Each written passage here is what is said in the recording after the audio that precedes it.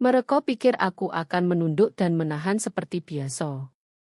Bahkan dengan kartu tempat duduk di depanku yang bertuliskan buangan keluarga dengan huruf tebal kaligrafi, mereka masih yakin aku akan tertawa, menyelesaikan makan malam, dan membiarkan semuanya berlalu. Tapi kali ini, mereka tidak tahu aku sudah menyiapkan hadiah spesial yang akan membalik seluruh narasi yang mereka bangun tentangku selama bertahun-tahun. Hanya satu gerakan sederhana di meja makan, dan seluruh keluargaku akan terkejut selamanya. Nama saya Alia Pratiwi dan di usia 34 tahun, aku telah membangun sesuatu dari nol.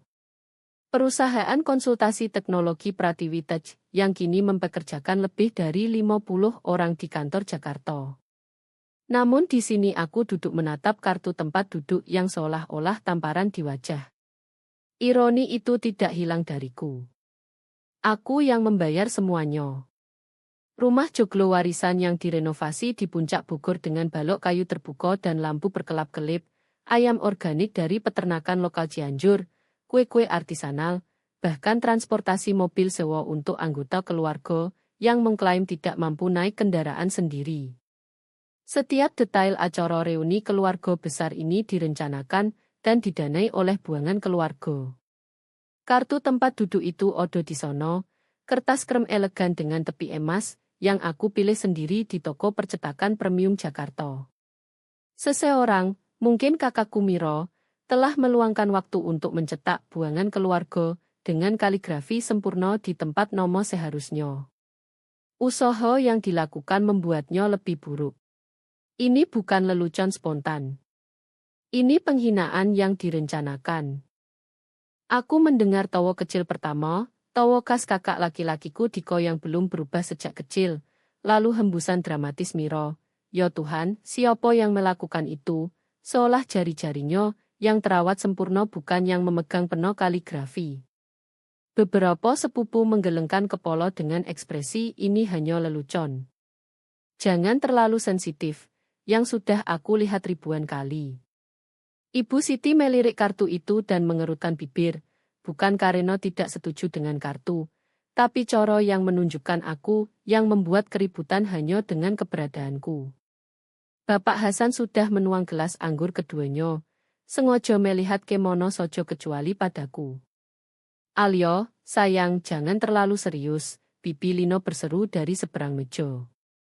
Kamu tahu keluarga ini suka menggoda. Menggoda. Seolah pengucilan sistematis bisa dibungkus dengan kata yang tidak berbahaya itu. Aku mengambil kartu itu, mengusap ibu jari di huruf timbulnya. Sistem pendingin udara rumah joglo berdengung pelan, bercampur dengan denting peralatan makan saat semua orang duduk. Kegelapan awal musim hujan Bogor sudah merayap, meski baru pukul 17. Haruskah aku duduk di tempat lain? Tanyaku. Suaraku netral sempurna. Karena kursi ini rupanya dicadangkan untuk buangan. Oh, berhenti berlebihan, Miro berkata, meluncur ke kursinya yang tentu saja punya kartu nama asli dengan kaligrafi sama indahnya. Itu lucu karena kamu selalu bertindak seolah terlalu baik untuk acara keluarga. Terlalu baik untuk acara keluarga. Aku telah mengemudi 3 jam bolak-balik dari Jakarta untuk hadir di setiap ulang tahun, wisuda, dan hari libur selama 10 tahun terakhir. Aku yang mengorganisir reuni ini selama berminggu-minggu, mengkoordinasikan pantangan makan, mengatur penginapan, memastikan semua merasa terlibat, semua kecuali rupanya diriku sendiri. Aku meletakkan kartu itu kembali, memusatkannya sempurna di depan piringku. Berat amplop di saku jaketku, yang tergantung di rak mantel dekat pintu masuk seolah berdenyut dengan kemungkinan. Di dalamnya ada dokumen yang akan mengubah segalanya. Ke rumah lunas, dana pendidikan anak-anak, hutang ban dibersihkan, modal usaha, jam pertemuan dengan pengacara dan penasihat keuangan, berminggu-minggu dokumen, berbulan-bulan perencanaan untuk mengejutkan mereka dengan keamanan dan kesempatan. Kamu benar, kataku, meraih gelas air. Betapa bodohnya aku bereaksi berlebihan. Diko mulai menceritakan salah satu kisahnya tentang usaha startup delivery makanan fusion terbaru, dan perhatian Mejo beralih dariku. Tapi aku tidak mendengarkan lagi. Aku sedang menghitung ulang, menilai ulang, membayangkan ulang bagaimana malam ini akan berakhir. Mereka pikir mereka tahu aku. Saudari yang kaku, yang beruntung di bisnis, yang perlu diingatkan tempatnya dalam hierarki keluarga. Mereka tidak tahu siapa aku sebenarnya, apa yang mampu aku lakukan, atau apa yang sudah aku setujui. Aku tersenyum, menyesap air kecil, dan mulai merencanakan tepat bagaimana aku akan mengajari mereka perbedaan antara lelucon dan kesalahan. Saat Diko terus bercerita tentang aplikasi delivery-nya, yang katanya akan revolusi pasar makanan Jakarta, pikiranku melayang ke retak-retak yang terbentuk bertahun-tahun lalu.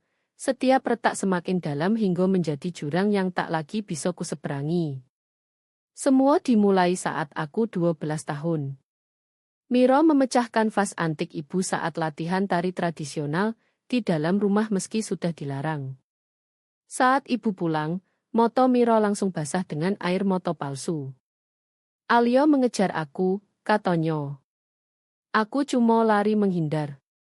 Aku menghabiskan sepanjang musim panas mengerjakan tugas ekstra untuk belajar tanggung jawab.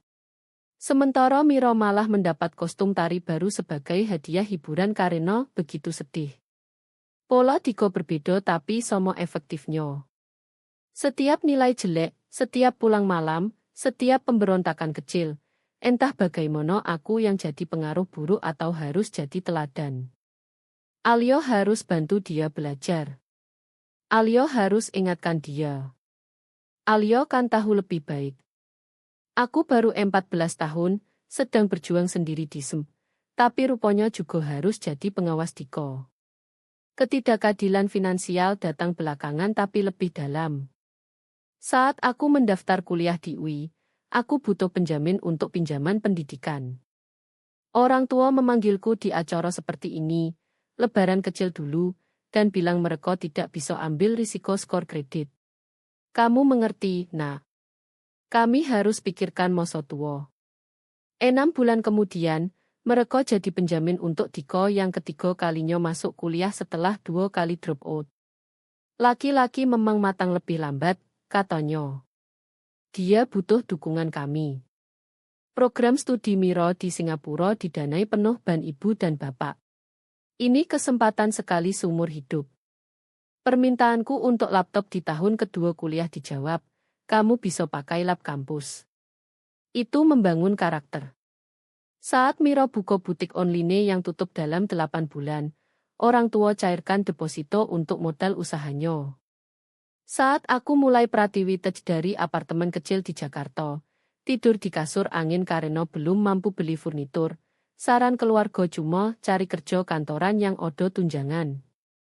Tapi yang mereka tak pernah tahu, aku tetap berhasil. Lewat setiap penolakan, setiap penghinaan, setiap saat diabaikan, aku bangun sesuatu yang luar biasa. Sementara mereka bertaruh pada skema Diko dan mimpi Miro, aku belajar coding sendiri, networking di setiap kesempatan, ambil proyek freelance yang bayarannya kecil demi bangun portofolio. Kesuksesan saat datang terasa mendadak bagi mereka, tapi bertahun-tahun perjuangan bagiku. Suatu hari aku cuma Alio dengan bisnis komputer kecil. Keesokan harinya aku masuk majalah Tech Indonesia sebagai pendiri yang harus diperhatikan. Mereka pura-pura kaget, seolah kesuksesan jatuh begitu saja seperti undian. Bahkan saat itu aku masih coba sambung jurang itu. Saat usaha Diko keempat gagal, truk makanan yang tak pernah jual makanan, aku diam-diam lunasi hutang yang disembunyikan dari istrinya. Saat ibu bilang rumah butuh atap baru, kontraktor tiba-tiba telepon dan bilang sudah diurus teman keluarga. Dono pendidikan anak Miro dan Diko diam-diam aku mulai dan isi terus. Meski Miro mengeluh ke siapa saja bahwa aku tak pernah bantu anak-anaknya. Setiap pemberian diam itu adalah usahaku untuk dapat pengakuan yang seharusnya tak perlu dibeli.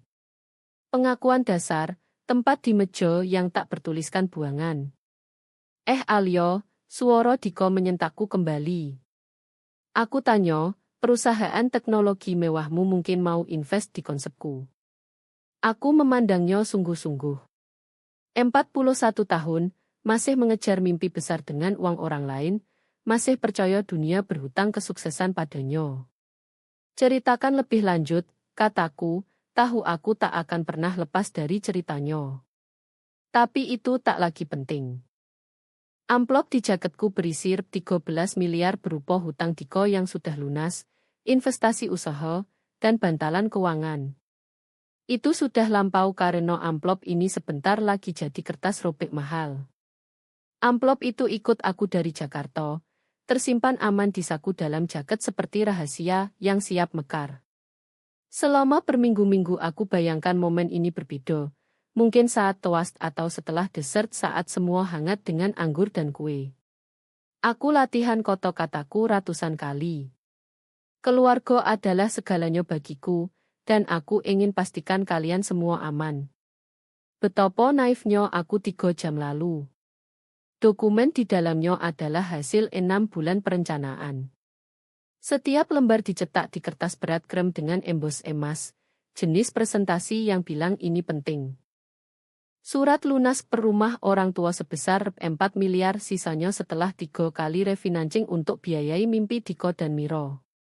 4 dana pendidikan untuk keponakan-keponakanku, masing-masing 800 juta, dirancang tumbuh sampai mereka 18 tahun. Usaha baru Miro, percobaan ketiganya di bisnis wellness coaching, didukung 1,2 miliar plus koneksi ke konsultan terbaikku. Konsolidasi hutang Diko dan lembaran bersih sebesar 2,9 miliar untuk bebaskan dia dari lingkaran pinjam dari sumber semakin meragukan. Total lebih dari 13 miliar. Bukan jumlah fantastis di industri teknologi, tapi cukup ubah segalanya bagi keluarga kelas menengah Jakarta Bogor. Cukup beli ketenangan, kesempatan kedua, dan mungkin aku bodoh dulu pikir juga ucapan terima kasih. Pengacara-pengacara bingung.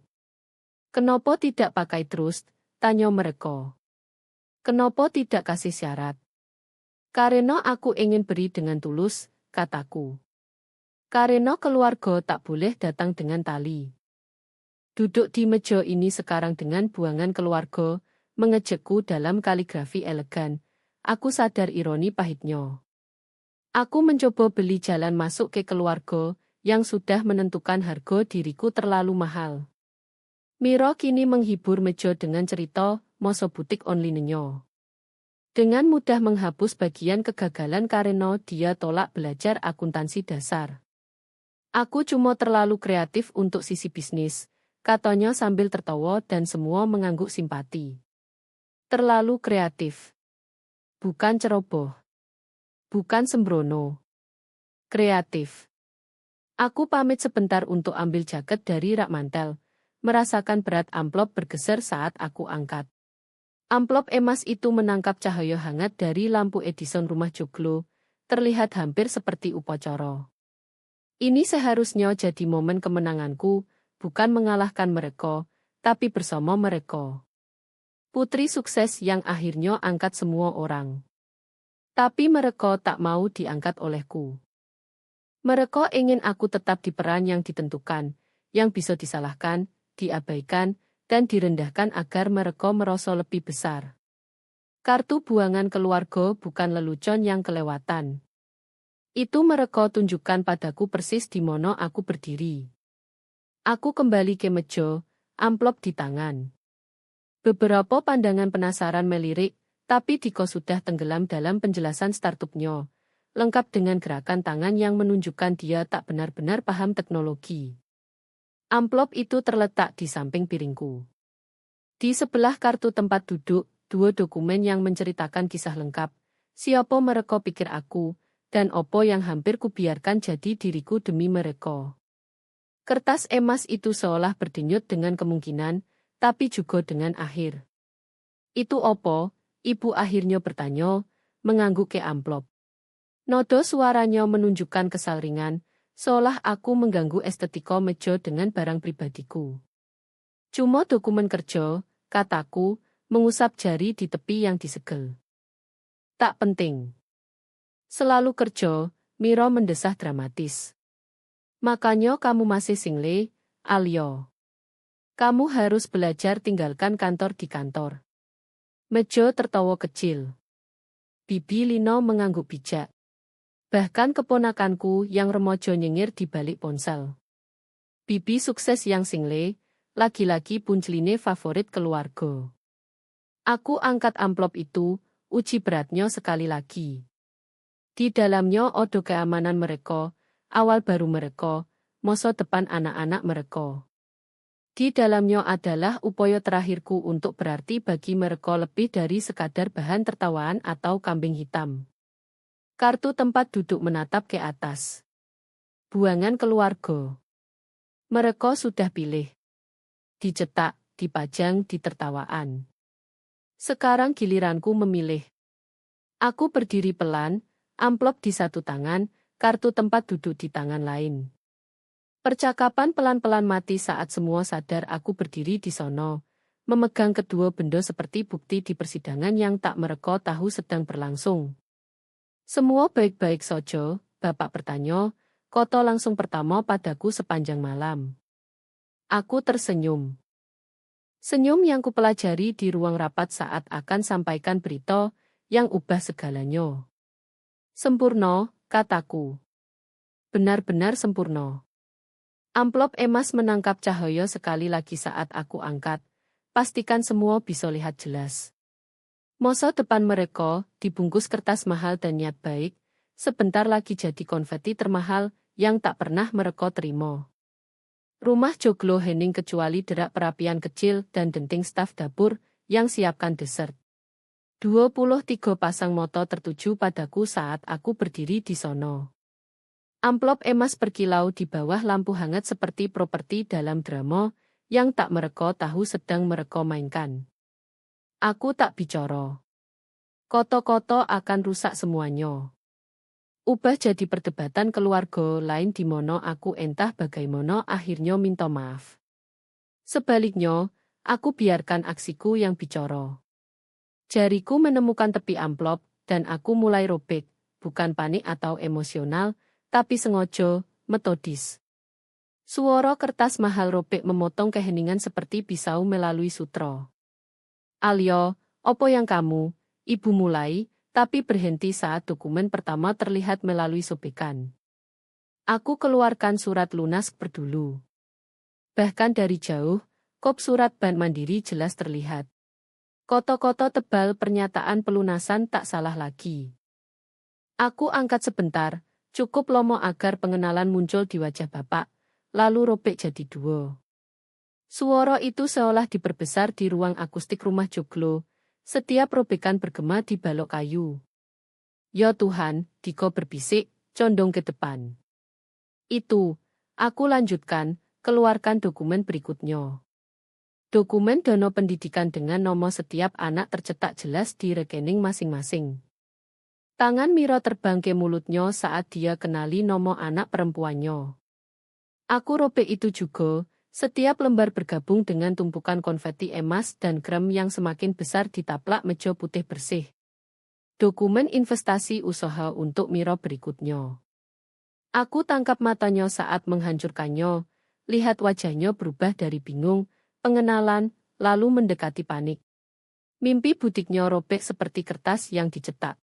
Konsolidasi hutang Diko yang terakhir. Saat itu dia sudah setengah berdiri, kursinya menggesak lantai.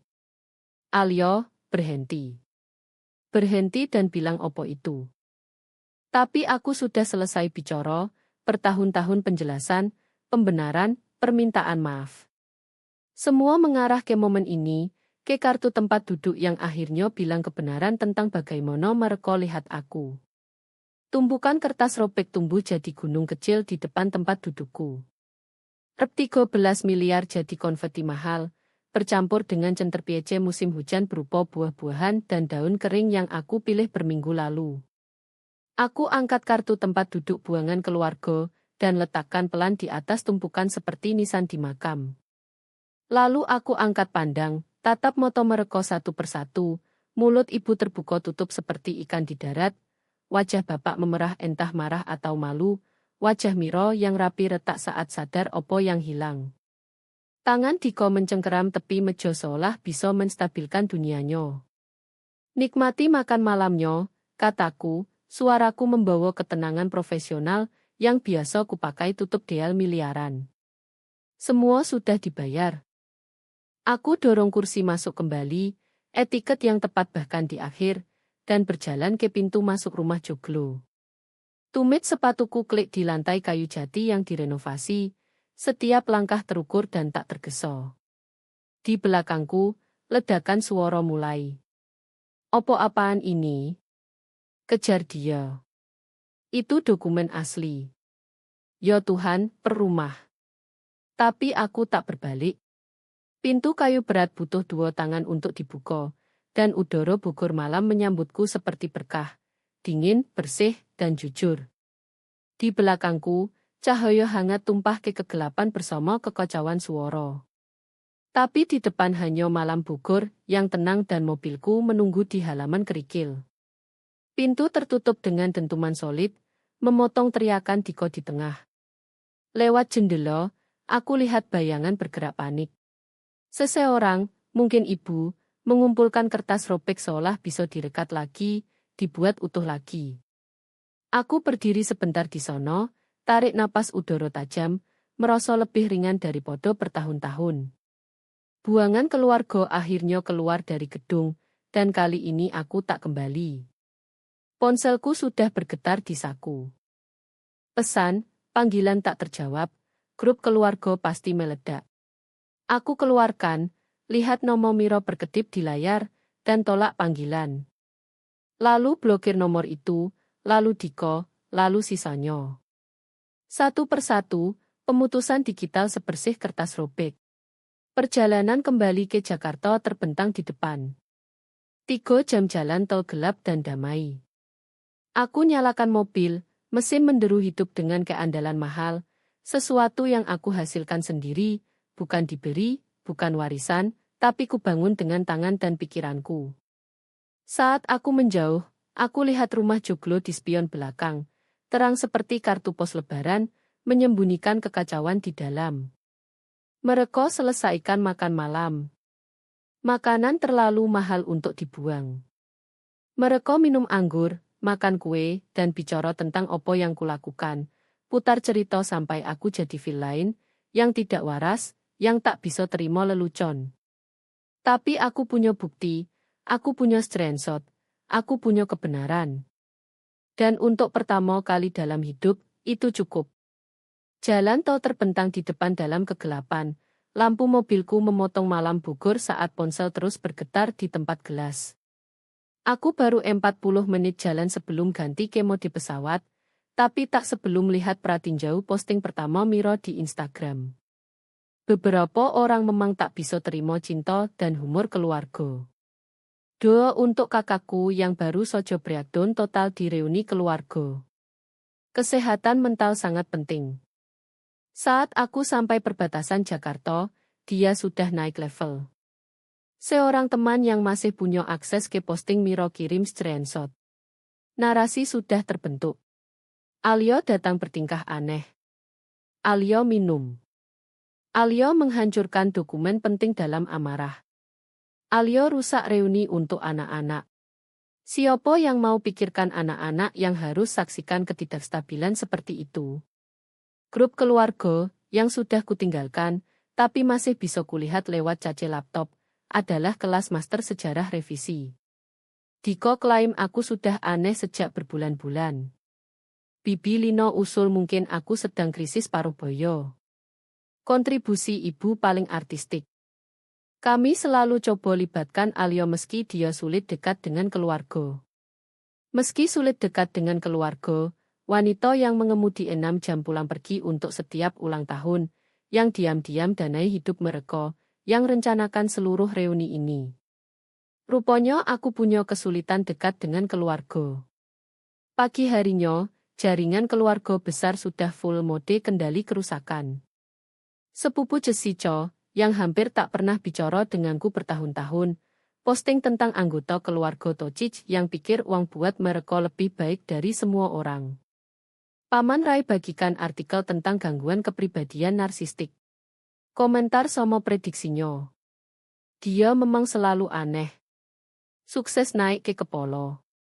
Kasihan Siti dan Hasan hadapi anak perempuan sulit begini. Tapi eskalasi sungguhan datang dari suami Miro, Andi, yang putuskan posting foto dari reuni, dipotong rapi agar tunjukkan tumpukan kertas robek tapi tak tunjukkan kartu buangan keluarga. Captionnya, saat seseorang hancurkan 13 miliar hadiah hanya untuk sakiti keluarga, kamu harus tanya orang seperti opo dia sebenarnya. Syukur anak-anak kami di kamar lain. Kesadaran mental drama keluarga reuni 2025. Angka itu sudah keluar. 13 miliar. Menyebar di media sosial seperti api. Beberapa bilang aku janji lalu tarik kembali. Yang lain klaim aku pegang itu di atas kepala mereka bertahun-tahun. Beberapa jiwa kreatif ciptakan syarat-syarat yang katanya aku pasang. Tuntutan ucapan terima kasih publik, syarat putus hubungan dengan anggota lain, tuntutan jadi anak kesayangan. Tak satu pun sebut kartu tempat duduk. Ponselku sebentar online cek email kantor meledak notifikasi. Teman tanya aku baik-baik sojo. Rekan kerja yang lihat posting. Operasionalku Sarah kirim pesan sederhana. Aku lihat postingnya. Butuh aku urus opo. Saat itulah aku sadar kampanye fitnah sudah loncat dari pribadi ke profesional. Miro tak perusahaanku di salah satu posting. Mungkin Alia Pratiwi dari Pratiwi Tej harus fokus lebih ke keluarga dari podo ego. Reputasi profesional yang kubangun 10 tahun kini jadi target narasi mereka. Wanita bisnis sukses jadi saudari tidak waras yang breakdown. Putri dermawan jadi manipulator kejam yang tahan uang. 3 hari kemudian, klien lomo telepon. Aku tak percaya sepatah kata pun, tapi kamu harus tahu Odo yang telepon kantor kami pura-pura anggota keluarga prihatin ingin ingatkan kami soal kondisi mentalmu. Diko? Pasti Diko. Dia entah bagaimana dapat daftar klienku, mungkin dari kartu ucapan Natal kantorku, dan kerja seperti pohon telepon penghancuran. Ironinya luar biasa. Mereka cap aku sebagai buangan keluarga. Tertawa soal itu, buat jadi nyoto dengan kartu tempat duduk di reuni yang kubayar. Tapi sekarang saat aku terima peran itu dan pergi, aku jadi villain karena tak lagi main peran dalam disfungsi mereka. Pengacaraku, Caterine, juga lihat posting itu. Kita harus dokumentasikan semuanya, katanya di rapat darurat. Fitnahnya jelas, tapi buktikan kerugian bisnis penting. Aku punya bukti, kataku padanya. Setiap transfer yang pernah aku kasih, setiap pinjaman, setiap hadiah, setiap penyelamatan. Bagus. Dan kartu tempat duduknya. Aku keluarkan ponsel, tunjukkan foto tunggal yang kuambil sebelum robek dokumen. Di sono Odo, buangan keluarga dalam kaligrafi sempurna Miro. Jelas sekali. Caterine tersenyum, senyum yang buat dia layak bayarannya per jam. Mereka baru saja buat kesalahan sangat mahal. Tapi aku belum pikir soal gugatan. Aku pikir pesan ibu yang entah bagaimana lolos blokirku, dikirim dari nomor tak kukenal. Kamu hancurkan keluarga ini. Kuharap kamu senang. Aku yang hancurkan keluarga. Bukan kartu tempat duduk. Bukan bertahun-tahun jadi kambing hitam. Bukan eksploitasi finansial. Bukan penghinaan publik yang dibungkus humor. Aku, dengan akhirnya tolak terima itu. Kampanye fitnah lanjut seminggu lagi, dapat momentum saat libur mendekat. Setiap posting lebih dramatis, setiap cerita lebih rumit. Dalam versi mereka, aku tidak waras, tidak stabil, mungkin berbahaya. Dalam versi mereka korban kekejaman suksesku. Tapi aku punya sesuatu yang tak mereka duga. Aku punya kebenaran, dan aku punya rencana. Serangan balik dimulai dengan satu email ke pengacara.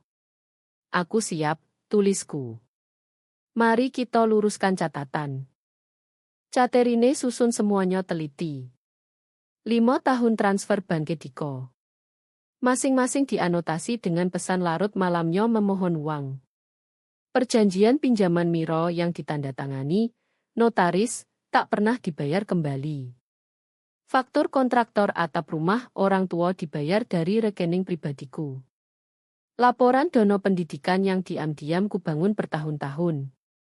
Bahkan kwitansi reuni yang mereka masih posting soal itu. Rep 3,8 juta untuk keluarga yang cap aku buangan. Tapi mahkota permoto adalah foto kartu tempat duduk. Tim stamp utuh. Tulisan tangan Miro diverifikasi oleh ahli dokumen forensik yang Caterine sewa. Buangan keluarga dalam kaligrafi elegan. Senjata yang mereka sendiri serahkan padaku. Jurnal Bisnis Indonesia hubungi pertama. Mereka ikuti pertumbuhan perusahaanku bertahun-tahun. Pernah feature aku di edisi 40/40. Reporter James Chen teliti dan adil. Aku lihat posting media sosialnya, katanya diwawancara. Aku ingin dengar sisi kamu. Aku beri semuanya, bukan cuma dokumen keuangan, tapi konteks. Bertahun-tahun bangun perusahaan sementara dibilang cari kerja kantoran sojo. Danai anggota keluarga yang publik sebut aku egois. Bayar reuni di mono mereka secara harfiah label aku buangan. Kenapa bagikan sekarang? James tanya. Karena mereka yang buat jadi publik, kataku. Mereka serang reputasi profesionalku, hubungi klienku, coba hancurkan yang kubangun. Aku tak hancurkan keluargaku. Aku bela diri dari mereka. Artikel naik Selasa pagi. Ceotech ungkap harga penolakan keluarga di reuni. Rep 13 miliar hadiah dicapik setelah kartu buangan keluarga. James kerjakan pernyo. Verifikasi setiap transfer, konfirmasi pinjaman bisnis, bahkan temukan catatan publik kegagalan usaha Diko dan kebangkrutan butik Miro. Foto kartu tempat duduk dipajang besar. Posting Instagram Miro dikutip verbatim di bawahnya. Kontradiksi tajam dan menghancurkan. Cerita meledak. Detik Finance angkat. Lalu Kompas, lalu kolumnis dinamika keluarga di media tulis, biaya nyoto menjadi kambing hitam. Saat anak sukses dihukum karena berkembang. Kotak masukku banjir pesan dari buangan keluarga lain. Orang sukses yang direndahkan oleh orang yang sama, yang mereka coba bantu. Joe yang saudaranya iri, dokter yang orang tuanya masih perkenalkan sebagai kekecewaan, pengusaha yang keluarganya ambil uangnya sambil ejek ambisinya.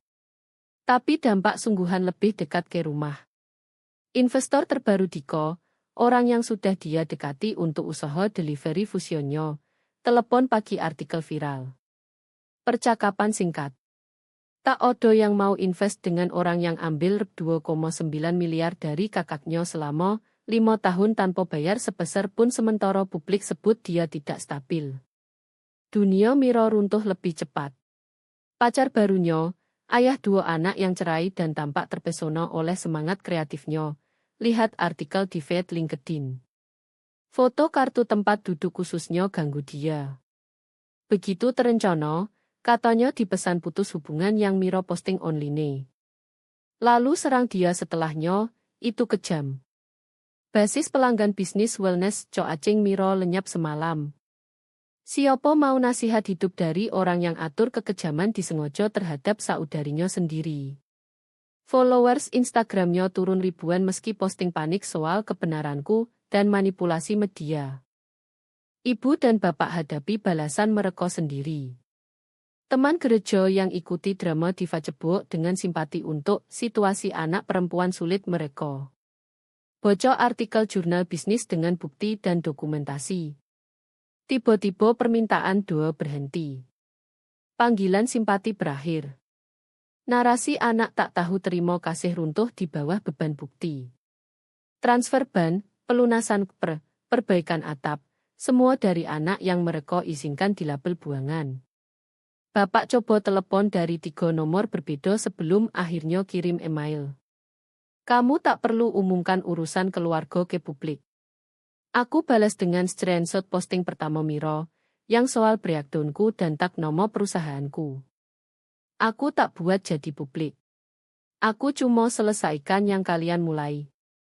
Pukulan akhir datang dari sumber tak terduga. Anak tertua Miro, Sofia, kini 16 tahun dan lebih peko dari Podo, yang dikreditkan siapapun, posting ceritanya sendiri. Dia di kamar mandi saat aku robek kertas. Tapi dia lihat kartu tempat duduk lebih awal, lihat ibunya tulis sambil tertawa di telepon dengan dikosoal taruh Alio di tempatnya. Tante Alio bayar les tarianku 3 tahun, Sofia tulis. Ibu bilang semua orang dapat beasiswa. Dia tabung kuliahku sejak aku 10 tahun. Ibu bilang rekening itu dari nenek.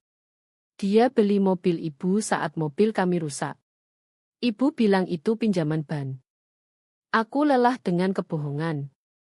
Tante Alio, kalau kamu bocor ini, terima kasih untuk segalanya. Aku mengerti kenapa kamu pergi. Miro teleponku sambil teriak soal balik anaknya melawannya. Aku tak jawab, tapi kirim pesan ke Sofia. Dono kuliahmu masih aman. Di trust yang ibumu tak bisa sentuh. Terus menari. Grup keluarga, kini bocor oleh seseorang, mungkin Bibi Lino yang putus oso jogo jarak dari bencana, tunjukkan kepanikan real time mereka saat cerita menyebar. Diko usul gugat aku fitnah. Miro bersikeras klaim dokumen robek itu palsu. Bapak usul semua diam sojo dan akan hilang sendiri. Pesan terakhir ibu di grup. Seharusnya kita cuma tulis namanya di kartu sialan itu. Seolah itu satu-satunya masalah. Seolah bertahun-tahun perlakuan bisa dihapus dengan etiket kartu tempat duduk yang benar. Seolah label buangan tak odo sejak lama. Akhirnya baru ditulis di tempat semua bisa lihat. Keruntuhan sistematis, seperti domino jatuh pelan. Setiap potong bawa yang lain ikut jatuh. Situasi Diko memburuk dulu. Tanpa pilot periodiku dan dengan reputasi hancur, dia tak punya jaring pengaman saat usaha terbarunya gagal.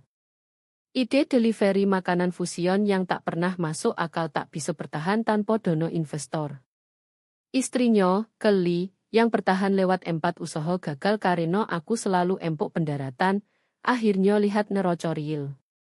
Surat cerai diajukan Januari, pengacara Kelly khusus tertarik podo pola terdokumentasi Diko sembunyikan hutang dan kerugian sementara kakaknya tutup.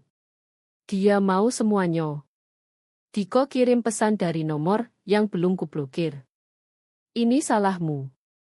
Aku tak balas, tapi kirim pengacara Kelly seluruh catatan opo yang kubayar bertahun-tahun. Dia berhak tahu persis lubang hitam finansial yang dia tinggali. Bisnis wellness Coacing Miro tak pulih. Ironinya spektakuler. Wanita yang bangun brand di hidup autentik dan harmoni keluarga, terbongkar sebagai orang yang atur kekejaman disengaja terhadap saudarinya sendiri. Usahanya pivot ke mengatasi trauma keluarga, disambut screenshot hasil karyanya kartu buangan keluarga. Andi ajukan cerai Februari. Isu hak asuh di depan.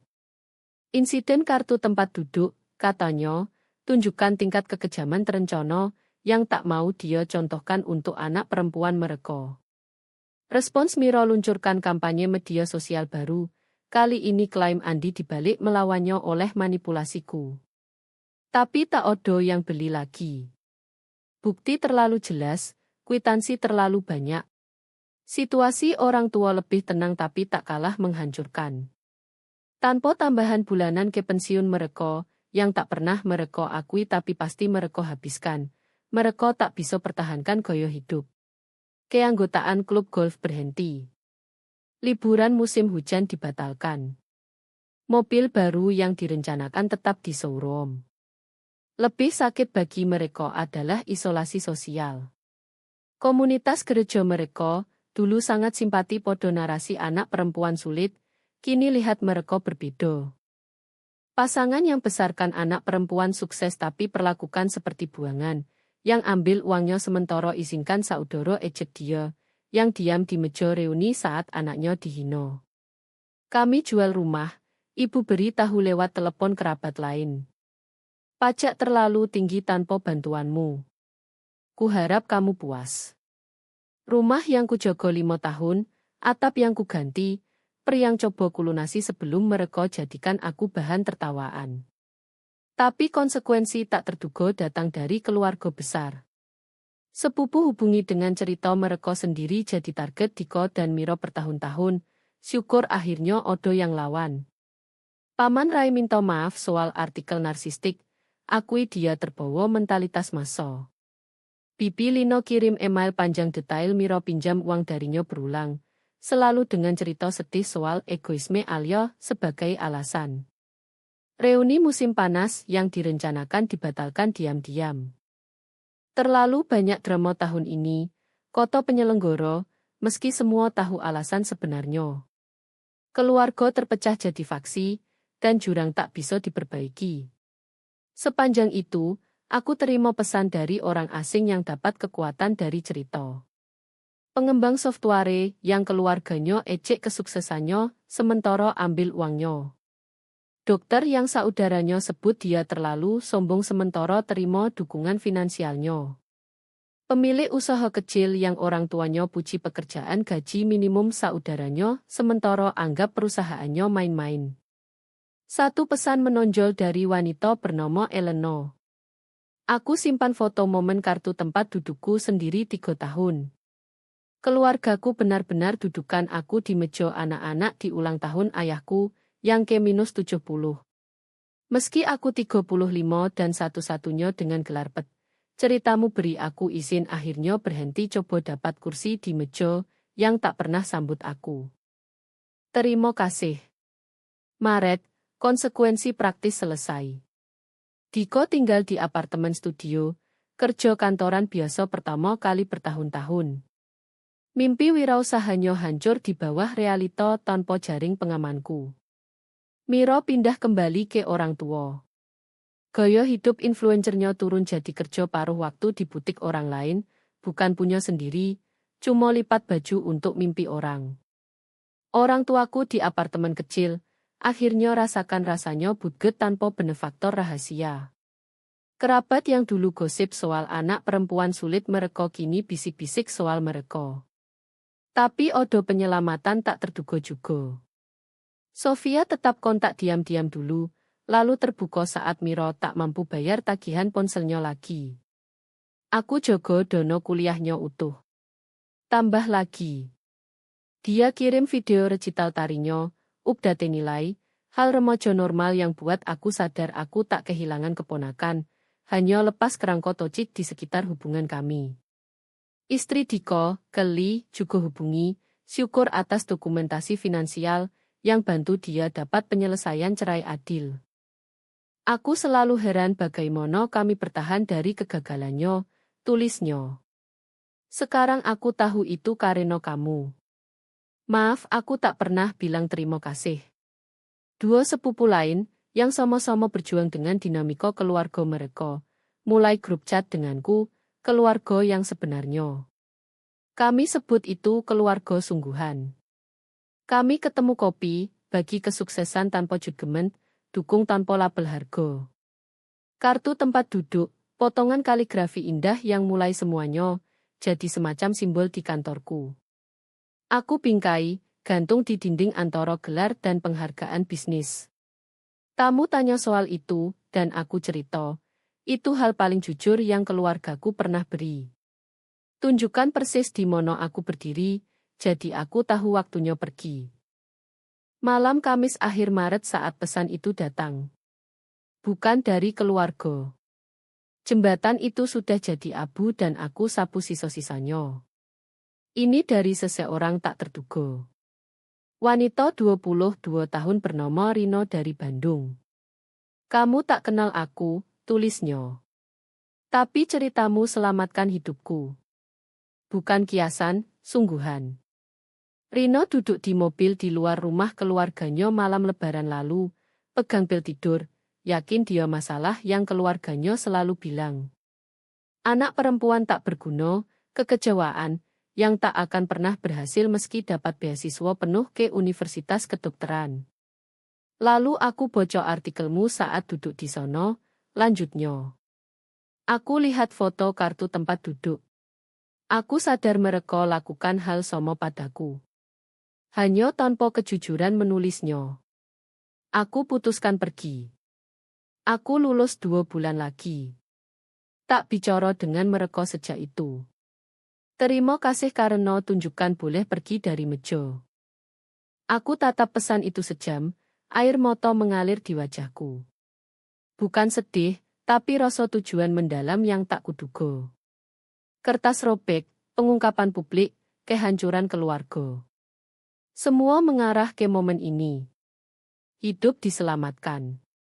Masa depan dilindungi. Rino bukan satu-satunya. Pesan terus datang. Ratusan. Masing-masing cerita pengenalan dan pembebasan. Banker investasi yang danai gaya hidup keluarganya sementara disebut tak punya jiwa di setiap acara.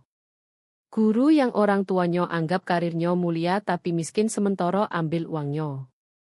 Perawat yang saudaranya ejek kompleks pahlawannya sementara dia bayar tagihan medis mereka. Kami mulai sesuatu tanpa sengaja. Gerakan orang yang tolak terima peran yang ditugaskan sebagai admin keluarga dan kantong emosi. Tagar buangan keluarga jadi teriakan perang di media sosial. Orang bagi momen kartu tempat duduk mereka sendiri, titik terakhir mereka, cerita pembebasan mereka. April, aku diundang bicara di konferensi dinamika keluarga toksik dan penyalahgunaan finansial. Ruangan penuh, standing room only. Aku bawa kartu tempat duduk yang dibingkai. Angkat saat bicara.